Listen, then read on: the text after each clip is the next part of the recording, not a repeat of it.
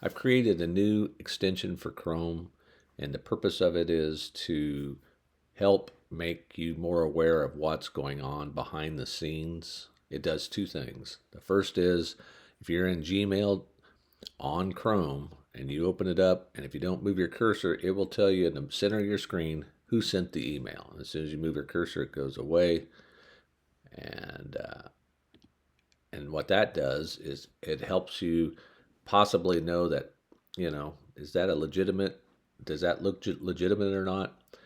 Some of that information is right here, as you can see where my cursor is, but sometimes that's hidden, and sometimes it's, to me, is just not prominent enough. Who sent you the email is critical to knowing whether or not it's a legitimate email. And so that's one feature that I've got. There's two features of the Chrome extension I built.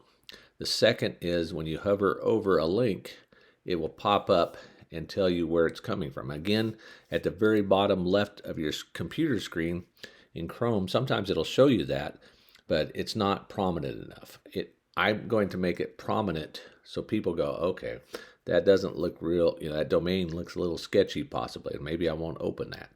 So anytime whether you're navigating a web page and you hover over a link, it pops right up. It does that after 1.5 seconds. You go, well, that's too quick. That kind of bothers me. It gets in the way. So you click your extension after you pin it, and then you can go into, well, you pin it first of all, and then you can come in and change that to up to 3 seconds. And you have to reload the page so it takes effect.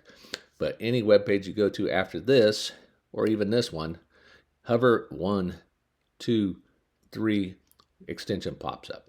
So this just makes things front and center. Cybersecurity needs to be front and center. Phishing is the number one way that the bad guys attack you, and knowing who the email, that's step one. If somebody sends you email, is that a legitimate email? Number two is you need to inspect URLs. This tool will help you do that.